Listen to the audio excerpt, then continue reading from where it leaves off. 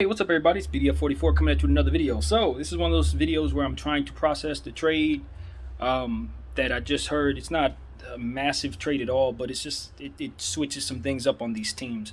So, bear with me.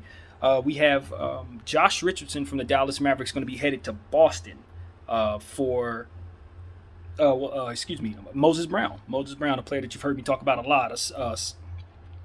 Very, very gifted rebounder, extremely gifted rebounder. What you're seeing there, in my opinion, to be completely honest with you, is a salary dump from the Dallas Mavericks. Josh Richardson was a player that they signed about a year ago from Philly.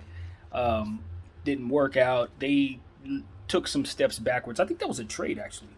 I think it was a signing trade that allowed Josh Richardson to come back to Dallas and sent Seth Curry to Philly. I think that's how that went. He was somebody who came to Dallas, and what Dallas really needed was more shooting, and they got significantly worse with him on the roster, unfortunately. So, they got Tim Hardaway Jr. under contract. He's been playing great, so they just didn't really need Josh Richardson at that price. So they're moving on from him. They bring themselves a center, another pogo stick that they can put at the center position, and is going to rebound the ball quite a bit. Somebody they could throw at Anthony Davis, at Ayton, at Towns, etc.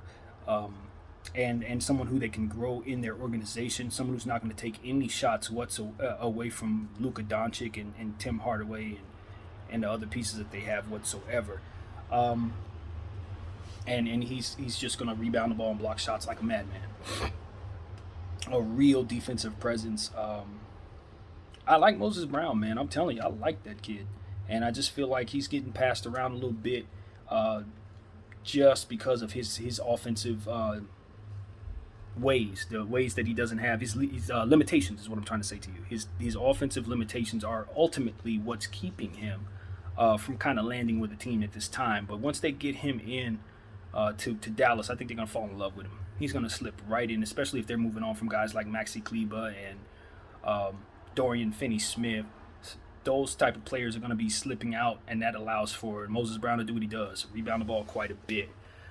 So that's a big pickup for the Dallas Mavericks. He's on a rookie contract, so it's not going to cost anything, and that puts them in a position to kind of make a play for various free agents that may be available to them. I hear Kyle Lowry is somebody they're looking at, and you know the names, DeMar DeRozan, guys like that. They can make a play for, or even be in a trade market to try to bring back some pieces. So Dallas is in a position to get better, and I think they've put themselves in a position to do that. Now with the Boston Celtics, I look at the Boston Celtics as a team who's trying to kind of just fill up their roster with as much depth as possible. That's what it looks like they're doing. Josh Richardson is kind of another swing man they can throw in there, and I don't know how many they really need. I'm looking at the Boston Celtics roster, and I'm saying maybe they're not done. Because I gotta look at who's on the books, but I'd imagine you still have Evan Fournier, who's a player who can put up good shooting numbers, scoring numbers if you give him real minutes. You have obviously Jaylen Brown, Jason Tatum. Those players kind of do the same thing that Josh Richardson does and do at a much better level. I suppose you can never have too many small forward and shooting guard combination players, but like I said, Josh Richardson's shooting numbers have been bad lately, and he just hasn't really looked good since he left Miami, to be completely honest with you. He looked pretty good in their system, doing the things that he did, but when he got to Philly, that was a weird fit, and he got to Dallas, and that was a weird fit. I'm looking at his fit in Boston, and I'm saying that's kind of weird too. But they'll be very, very deep at that position, and there'll be a lot of talent that they can throw on the floor at that position. And being that they're interchangeable, you'll see them all. But I don't think they're done. I think Danny Ainge is still going to be moving around, doing some things, try to make that roster make a little more sense right now. They need a facilitator, Alonzo Ball type, and they need. That's really it. I like Time Lord at the center position. He's not an offensive talent, but he's so very good at what he does. You're very happy to have him. I don't think they're going to be able to bring Daniel Tice back as a free agent. I know they traded him to Chicago. Maybe they could take a look at getting him back down there. That might be a good idea. But Boston, I don't know. Their roster is going to go as Jason Tatum and Jaylen Brown go, I don't know what they could use other than maybe like a Rasheed Wallace type of four, maybe somebody who can come in at the four spot and do the things that Pascal Siakam can do. Maybe I don't know what they could use to kind of get them over the hump. I'd imagine just a four, really. Yeah, and a facilitating point guard. So yeah, the Boston getting Josh Richardson is kind of like a piece where you're just like, nah, don't love that move as it pertains to the roster right now. Now, maybe if they move on from Jaylen Brown or move on from Evan Fournier, that role can kind of open up a little bit and make Josh Richardson's acquisition make more sense to me. But being that you have to pay Josh Richardson, his contract was basically a salary dump, I am honestly not really sure what they're doing.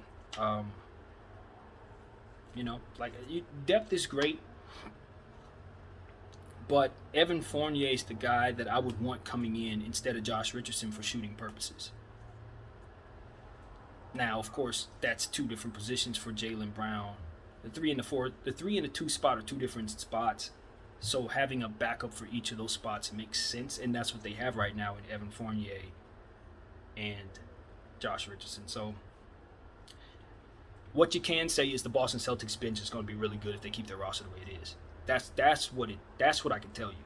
They're deep at the positions, the 3 and 2 positions. So that's obvious.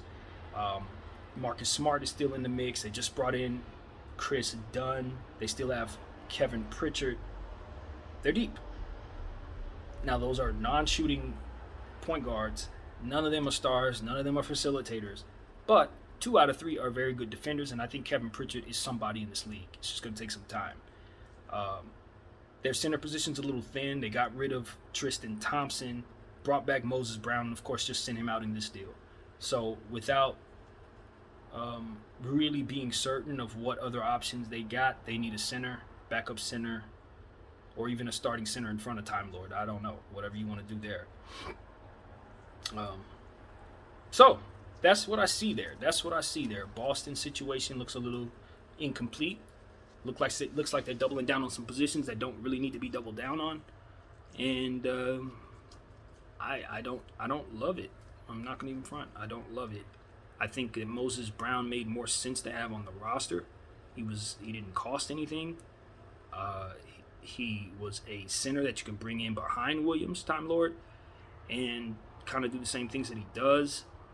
I just think going the non-shooting small forward route over the high upside, lengthy, rebounding shot blocker move probably wouldn't be the move I'd do. I'd rather not make that trade if I'm Boston, but I can't see you don't know what they're thinking. You don't know what moves they have in place to do other things that make this make sense. So we're just going to sit back, watch the Boston Celtics with a close eye, and try to see what they're trying to do. Josh Richardson can be a helpful player if he has a resurgence. I just don't know that he has the role to have that resurgence. So, yeah, that's that. Anyway, thank you guys for watching. My name is BDF44. As more stuff comes my way, of course, I'll bring it to you. Thanks for watching.